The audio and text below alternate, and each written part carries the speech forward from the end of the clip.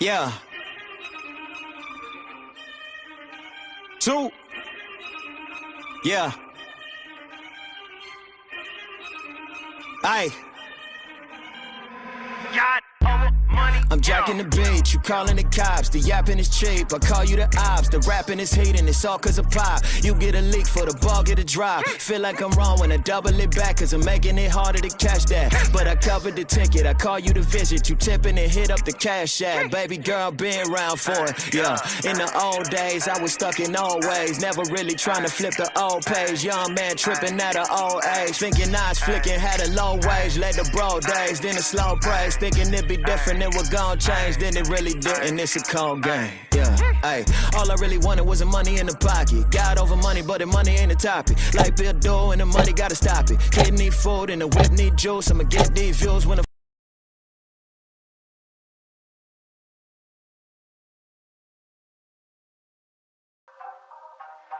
What's good, baby? It's your boy Dale. I'm back in the saddle again. Our motto is to buy, build. We already bought it already, so we already own it, free and clear. Refinance to long-term debt, cash flow. That is the motto. Cliff, man, is that a pretty strong motto, man? What do you think? Man, the model is strong. Like, you're getting each piece of the invest, right?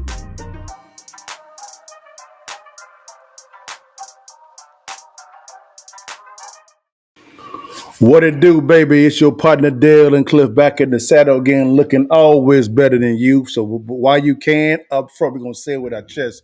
Take that damn picture. Cliff, brother, how was the week, man? How did people, what's going on with you, baby?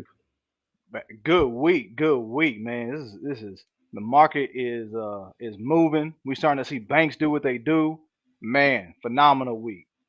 Real good week, man. I got to ask the question up front, but we ask this question every time we get on. Did you get the bag? Oh yeah, got the bag this week. Yes, sir. Oh, you got the bag. Hey, Cliff, don't we have maybe a 10-figure fag coming? Oh, I said it. I said okay. it. Okay. I said it. I'm gonna leave it right there for those who have imagination, man. I got a big one to coming, y'all. Stay tuned, y'all. But man, y'all, man, what's good? Everybody on Instagram, on Rumble, Facebook, LinkedIn, you name it. What it do, man? We're here every Friday. We do Real Estate Live Friday. If it's your first time, do me a favor. Click on the subscribe and like button and share with everybody that you know, man. Let's jump into this thing, man. Every single, oh, my bad. And I got the bag too. Don't you get a shout out. I want to say happy birthday to my 15-year-old daughter. She's going to be 15, y'all, on Sunday, man. Congratulations. 15, man. Thank you, brother. But pray for your partner, man. She finna begin driving, y'all, man. And so man, we got insurance. Yeah. We got insurance. Praise the Lord. We got insurance, but it's all good, baby. Yeah, I got a lot to go through, man. Man, Cliff, man, you a long way away from that, brother. But man, shoot, I got a 15-year-old, guys, and then another one's gonna be 11. Pray for your partner. Pray for you, man. Lift me up tonight before the throne. But anyways, y'all, let's jump into this thing, man. Guys, we always start with the current market analysis. We're gonna just do something a little bit different, guys, right? We're gonna talk about something that people are not really paying attention to. That is the commercial real estate debt defaults. That thing, this is for real because a large amount of debt that banks have, Cliff, is in what? Commercial debt, right? Right, yeah. And right now, Cliff, so we're going to play this video, guys, and let us know what you guys think about it, man, and just give us your thoughts real fast, but this is on the commercial debt. Here we go. It's going to be very quick. Here we go. Downtowns in America right now, they are empty. In particular, these office buildings downtown, workers have not come back to the office yet. Office occupancies are still 50% below pandemic levels. And that's now causing a big issue in the economy because it's causing lots of defaults on commercial mortgage-backed securities. The owners of these office buildings are going into default, giving the buildings back to the landlords. And there's nearly $3 trillion in commercial mortgage-backed security debt that's owned by banks. And that debt is now going bad. And it's not only office buildings, it's also retail strip centers where the default rate's over 10%. It's hotels where there's a very high default rate. In 2020, 2023, what this means for you, you're going to see more of these banks cut back the lending, which is Wow. going to cause job losses and the recession to get worse. The people who are thinking that this recovery we're seeing in stocks and housing is legit, they don't know what they're talking about. They're not paying attention to this CMBS crisis that's hitting America's downtowns, it's hitting the commercial property market, and it's going to cause the banks to trigger a crisis. So Cliff, man, real fast, man. You know, we start out, man. What do you think, Doc? For what you heard about that, man, give people the thoughts, man. What do you think about that thing, man? Yeah, that's a major problem. It's definitely a major problem. I mean, it's pretty simple, right? You got debt and you don't have income. Woo! It's simple. So you're going to default. The question is how much is going to be defaulted? How much can they roll over? Yes.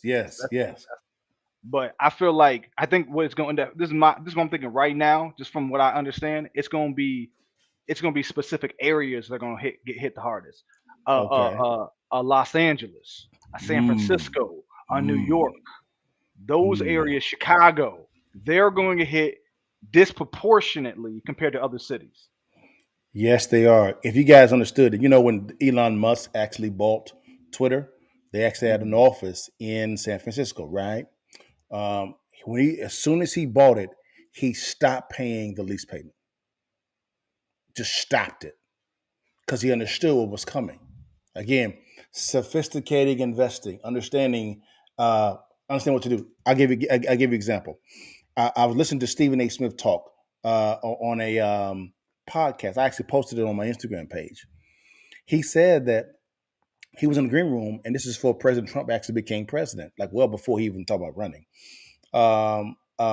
He was giving him something to say. Let's kick this off of Instagram, guys. My bad.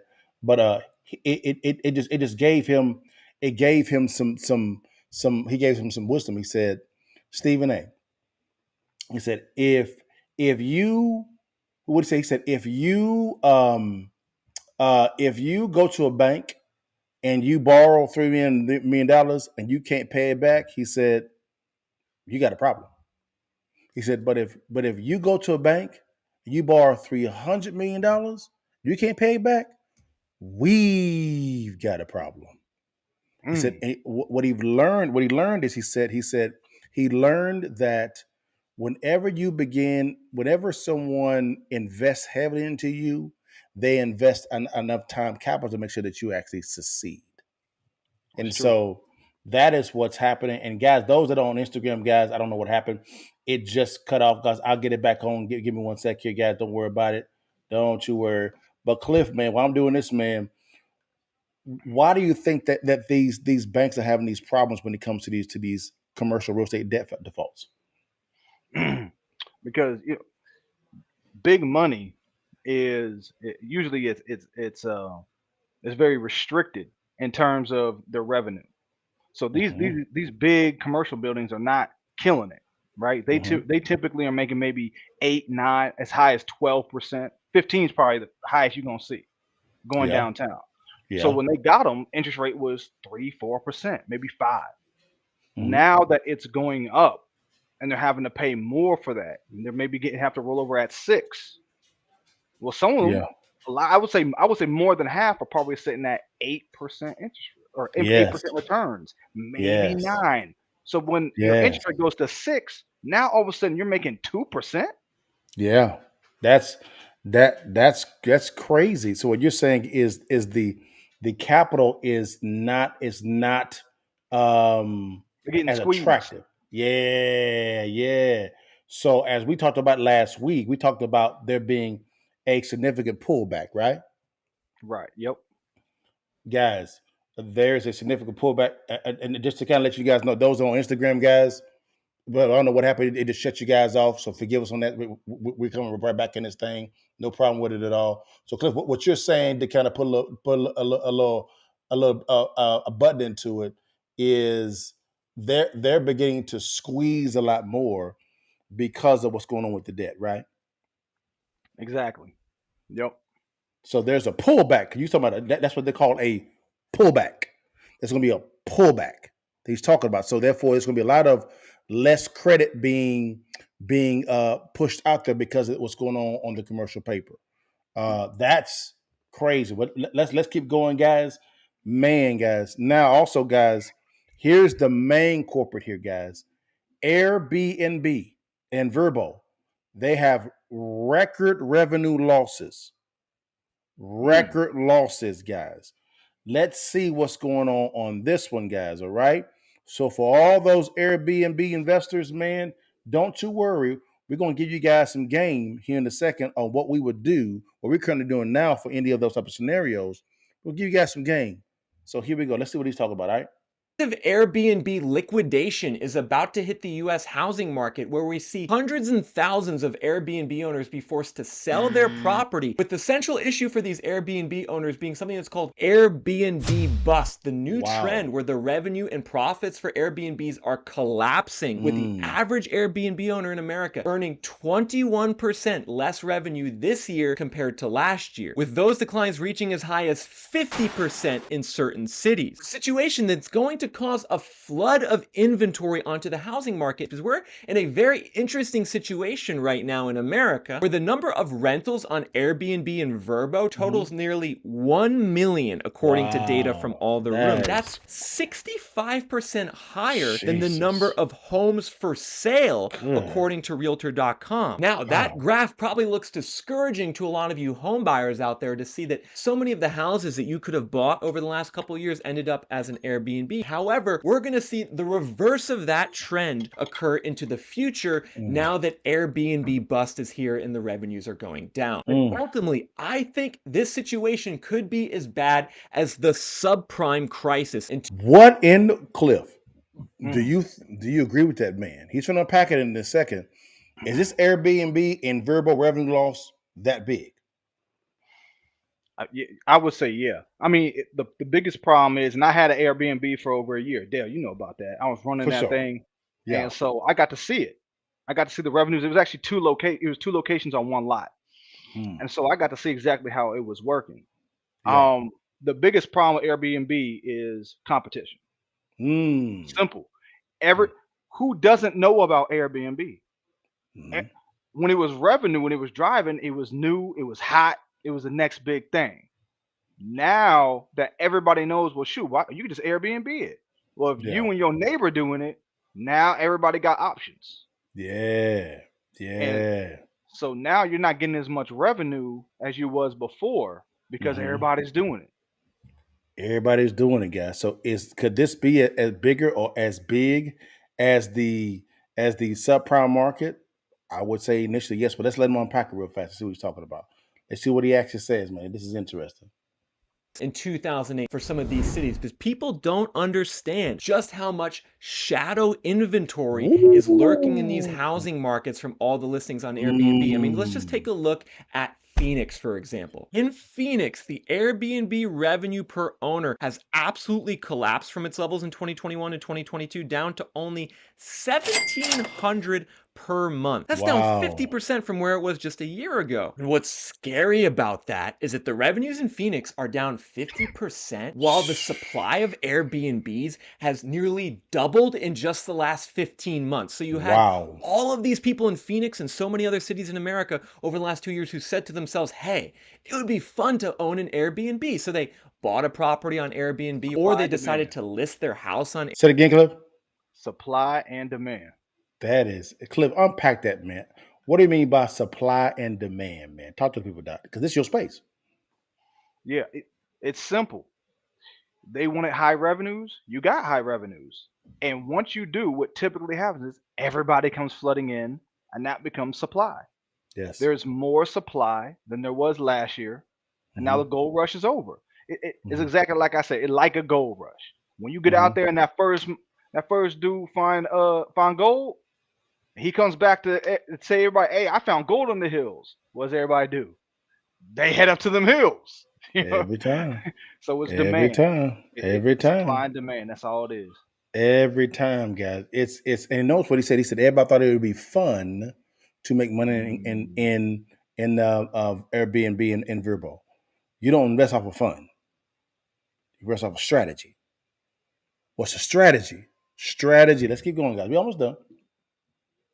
on Airbnb instead of selling it. The result was that the yellow line, the Airbnb supply, went from around 9,000 in late 2021 to 18,000 today. At the God. same time, the blue line, the for sale inventory in Phoenix, has crashed back down to historically low levels. But now we're going to see the reverse occur.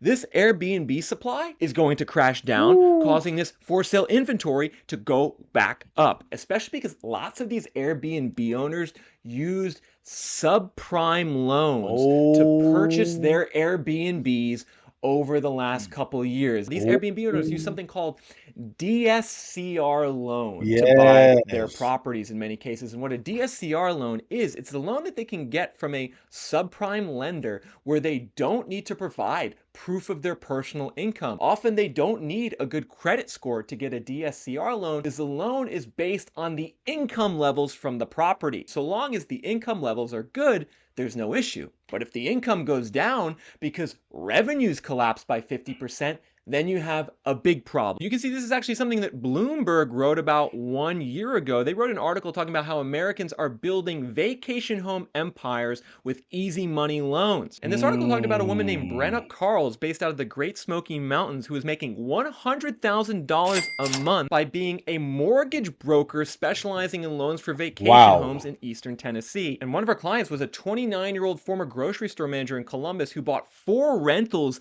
in the Smokies in East Tennessee. She borrowed over $1 million in these DSCR loans to purchase the properties, which have a typical monthly mortgage payment of $2,600 a month. Now, all that debt and those high mortgage payments to buy the vacation rentals wasn't a big deal a year ago because the revenues were still good. However, now in a place like East Tennessee, the revenues have absolutely crashed, especially in Sevierville, where the revenues are down 48% year over year. In Asheville in North Carolina, they're down 43% year over year. You can see that even in Nashville, the Airbnb revenues are down 39% year over year. And so this is a freight train that's coming for certain housing markets in America. This is no joke. And I'm going to show you guys later in this. So Cliff, now let's come back to you and I real quick, you guys, on this one here.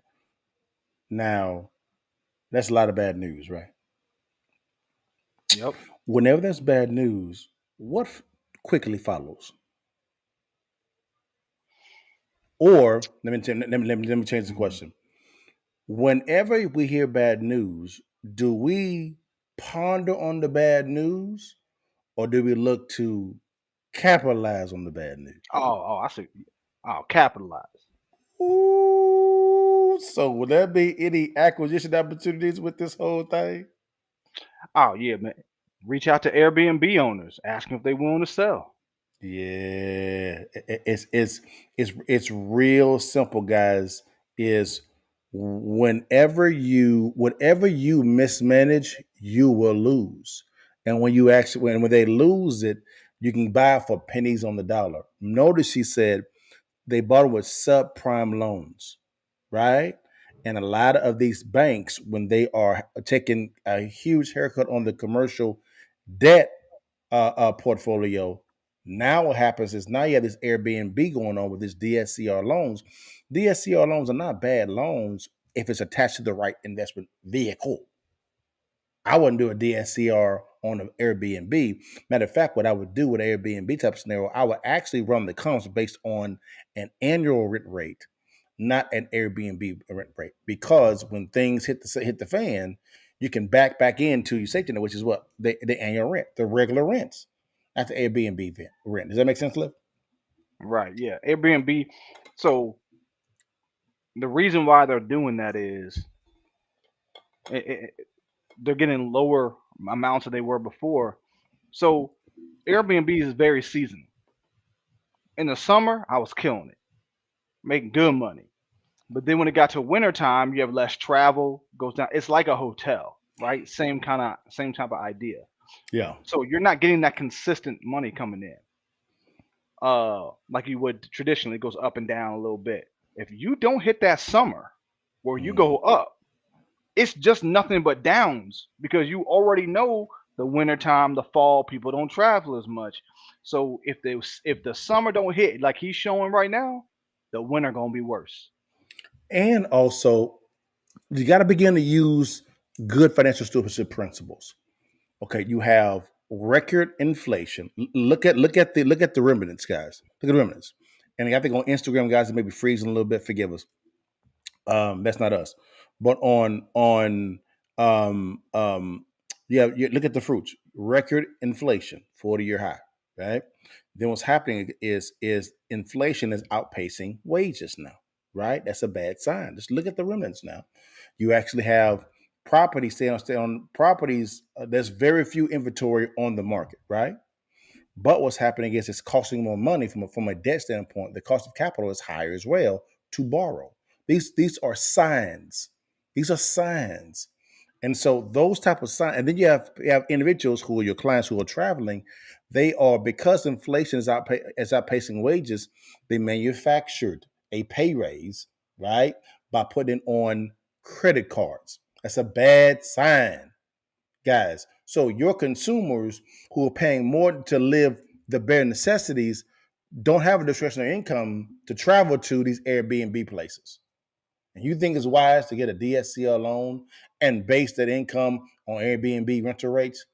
That's buffoonery. But that's okay. I'll be right there. We'll be right there to pick it up.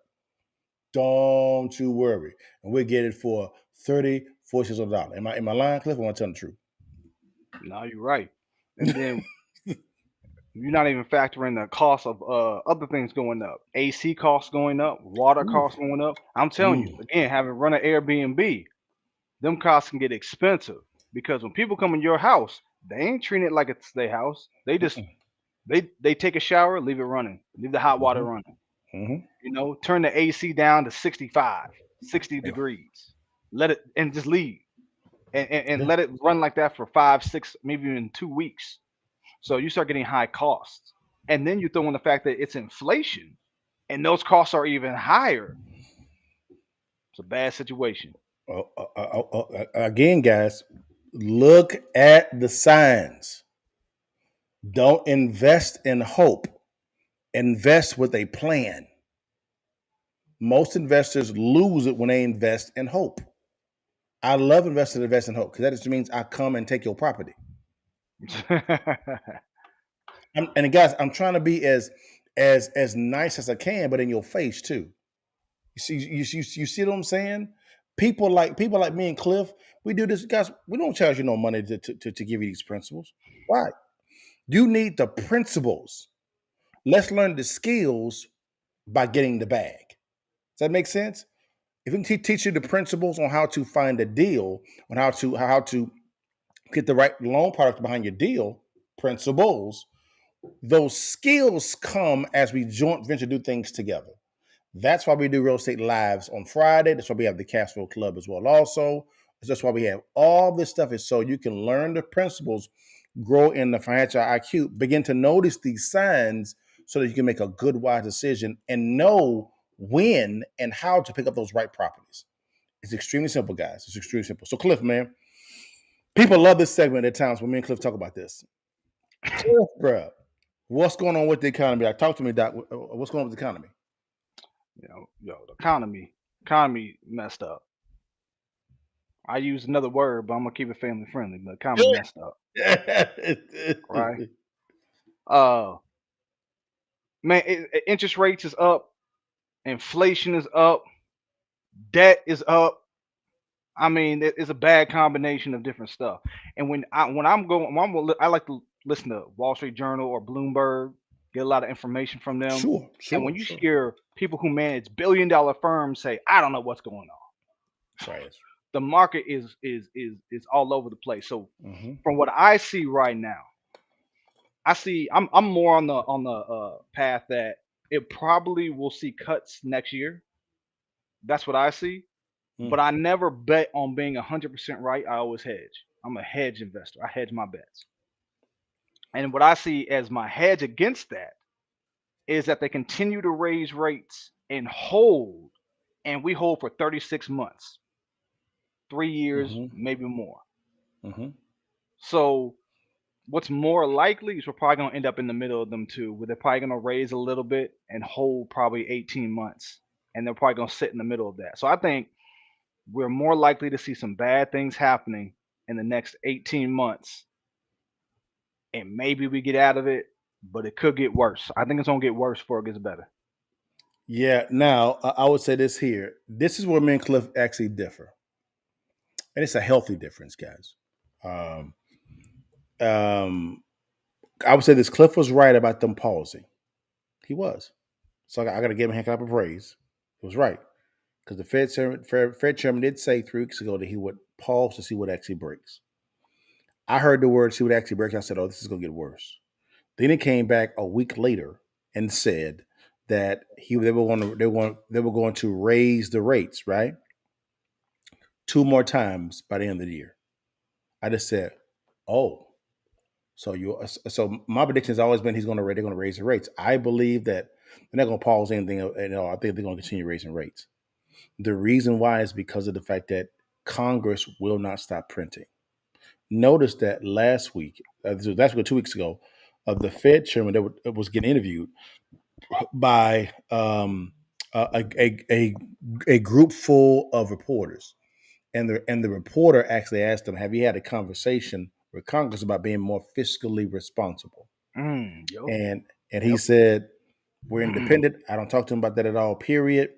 I handle the monetary policy. They handle the policies, the legislative policies. We don't intermingle those."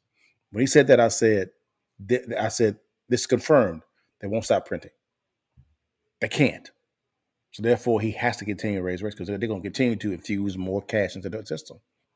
They can't stop. I'm seeing probably right now it's at 7%. I'm saying I think it'll get between 9 and 10%. And this is the Fed rate because of the non-fiscal responsible spending of the legislative branch, which is the House and the Senate, and also the executive branch. They will not stop printing. This is the reality. No matter if it's a Republican or a Democrat, they can't stop printing. So you don't think they'll just hold for longer? They'll just No. keep these high rates for a longer period? No, because of the fact that I will be in agreement with that if Congress and the executive branch would tamper their spending, but they came out and they've said we're going to continue to print. Look at the debt ceiling deal. They can't stop printing. They can't, and so he has to say, okay, I'm gonna have to continue to raise it. That's why he had to come back and change his mind, right, and say I got to raise it 2 more times. Why? He knows that they're going to continue to print. Yeah. Okay. So and they're not just printing; they're printing at new record levels. There it So is. the pandemic, we spent a bunch of money because we're like, hey, it's a pandemic. Yes. But that set a new level. Now we're spending as if we're still in a pandemic. There you go. And that's the overspending. I got you. Mm-hmm. That's my thing. Go ahead, though. Yeah. If they keep spending, then I see where you're coming from, right? But I don't think they're going to spend at the amount that they have previously in terms of the last couple packages that came out and all that. Sure. For me, I think they have lagging indicators. I think what they were looking at, the Fed, what they looking at to make their decisions is 3 months old. And if they, for example, rent rates have been falling, Okay. lagging indicator. Home prices have been falling, lagging indicator. If we were to use today's numbers for what they have, we would be at 2%. So that's why I'm calling in 6 months, you're going to see the Fed see that and cut. And I think even Goldman Sachs, JP Morgan, they're calling a cut first quarter next year. Now watch this though. We just sent over $650 million over the Ukraine. More money. 650 million? Yeah, more money. And they said they accidentally sent another $2 billion in, I think it was 2 or 3 billion in military artillery over to them. Accidentally. They just Right. accidentally. I just said, come on, man, you can't make this crap up, man. You can't make it up, bro. You can't make it up. And so for me, guys, that is the reason why for me, I say that concerning the economy, guys, He can't stop raising the rates because his counterpart will not stop printing. He's kind of held hostage. He really is. He can't at all. And so that's what I mean by that, man. So me and Cliff, we agree on some segments, and this is fine, guys.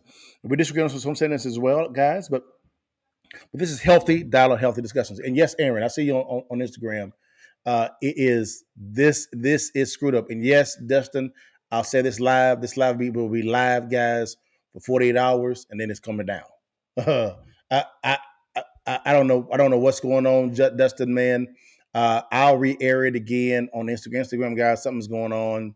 I have no clue, guys. So don't worry. I will re-air this. No problem with it at all. But go ahead, though. Yeah, I was gonna say, you said they can't stop printing. They're gonna Yeah. raise interest rates. Yeah. No matter what. The industries that are not interest rate sensitive are going to blow up What are those because they can't industries? stop printing. For example, your technology companies. So I've told you whenever, I don't know if everybody was listening. Y'all listen to me when I said I knew they would pause. When I said I knew the market was going to come back. I Thank you, bought though. in. I bought in at 350 on the S&P. It's sitting at 407 today. It hit a Yeah. 1% profit today. You see it, boom. We're up, Yeah. I think, for this year to date. Let me see where we at year to date. Year to date, we started off the year at 350. We up to that 407. We're up 50 points in the S&P. That is nothing. We're going to keep blowing up. I'm calling it now. Y'all hear me on it. I've already bet. I made another bet. I put some more money in. Right? I put in a little bit something different, but you're going to see the market blow up. I think it could be as high as maybe 15% to 18% returns this year in the S&P. Well, here, this broadcast. One second, guys. What's going on, guys? Is on Instagram, guys. They're having some issues. I let everybody know we're going to re-air this broadcast. No worry, guys. Um, here is my thing concerning that, Cliff, is this here is concerning the success in the stock market. I'm going to mimic Patrick, David, and Tom. It's fake success. Oh yeah, it's fake. It is straight fake, guys. Straight fake. So oh that's all I'm saying is people are bloviating off this fake success. Does that make sense? oh yeah, 100%. Most of the rich people make their money off artificial inflation. Yes. Mm-hmm. They don't. Mm-hmm. They just buy assets and hold because there's just more money in the system, and so the assets that people need most go up. That's real estate. Makes sense. You buy a piece of a house. The walls ain't changed, the paint ain't changed, but 10 years later, it's up 100,000, 200,000. Yeah.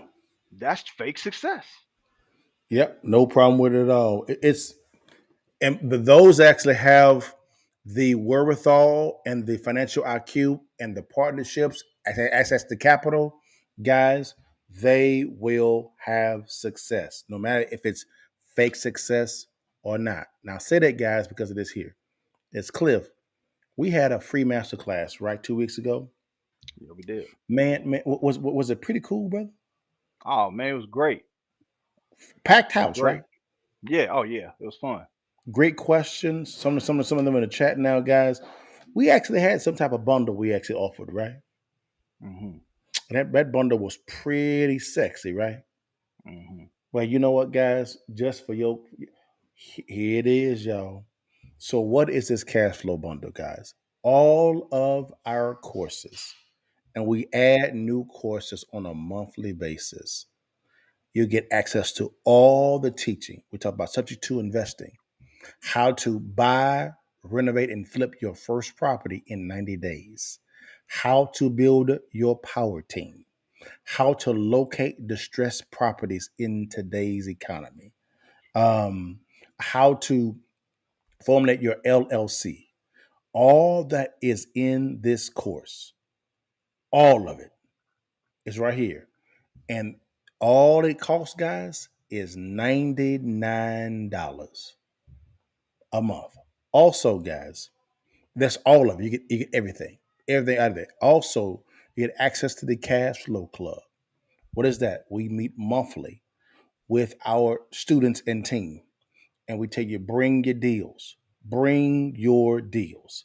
Dustin asks, is your masterclass on IG on Fridays? No, this is a different masterclass we actually did. This was a very intensive, very detailed masterclass. It was a free masterclass. It didn't cost nobody no money at all, and we're gonna do it again in July as well.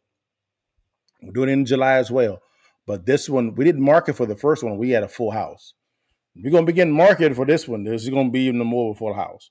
So you need to be on that one as well as your family, your friends, your kinfolk, everybody, and no question was off limits. Am I right, Cliff? Oh yeah, everybody. We gave in-depth answers, and we had multiple people talking, and you got to hear other people's questions that you may not even thought of, and we got to answer Mm-hmm. those as well. So it was a good experience, and I Mm-hmm. mean for guys, for you're getting mentors, not mentors for Mm. $100 a month that you can go do what you do, bring it back to the team, to the squad, get your questions answered, and help you move forward in your investments. That's it. Here's what I tell everybody, we teach you guys principles on Fridays. Principles. I noticed that they are really expensive today. What do you mean by that, Yakini? What do you mean by it's very expensive? I don't know what that means, but what I'm saying is this here: it's $99 a month. That's it, guys. We we we uh we teach you guys principles for free and some strategies as well on Friday. You learn the skills in the cash flow club, like straight up skills. We're talking about contracts, marketing strategies, spreadsheets. Um, we'll even fund the deals on them at the master class, guys. At the master class, we actually vetted a deal live, That's true. at right there on at the master class. One of the students brought it, and we knew within 2 minutes it was a bad deal. 2 minutes, bad deal. It was all on the spreadsheet; they could see it. He was like, "Oh, damn, it's a bad deal." He was about to move forward to buy that house. It's an investment. We said, "Don't do it." It's right there. Now Tito said, location. Yes, this was a virtual. This was a virtual masterclass. You can be at the crib in your drawers. I don't want to see that, but in your drawers, right there. And me and Cliff were doing this the whole time, asking questions, no problem. People with a whole bunch of questions. It was a lot of fun. It was a lot of fun. We're gonna do it again in July. But this cash flow club bundle, guys, is just $99. That's it. And you get all the education. All of it. All of it. Now you're welcome to buy it one by one. It's a little bit more expensive. That's why we thought it'd be wise to do it this way. But man, that's all I have for today, Cliff, man. Cliff, man. Well, you want to add anything else, man, before we get off, brother?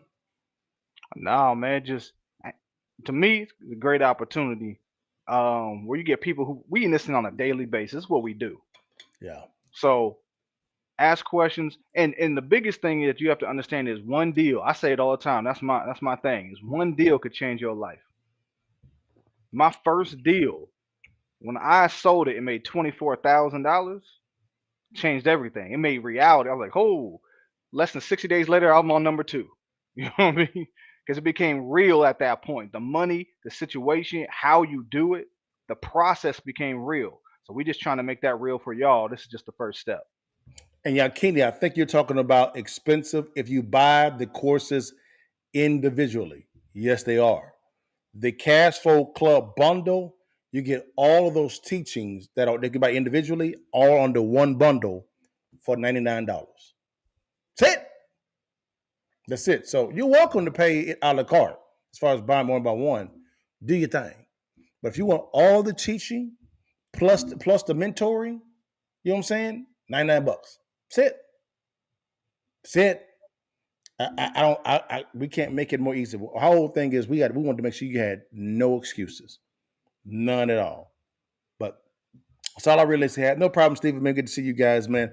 On Instagram, guys, I will re-air this this broadcast, guys. It'll be tomorrow.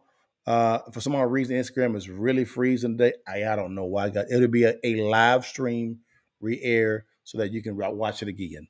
But guys, that's all I had today, man. Cliff, man, you want to say anything, man, before we get off your dog? Nah, that's it, man. Just check out the club and check us out next week. Good stuff, guys. Now you know how we end it every time, guys. Don't get mad at me. It is what it is. Before you leave, and while you can, guys, you see that thing, man. Take that picture for your mama, them guys, and have a good 4th of July weekend. Holla at your partners, guys. Peace, guys. Holla at you. God give thanks. Whoa. Bless God, give thanks. Bless God, give thanks. Whoa. Bless God, give thanks. Whoa. Big God, big grace.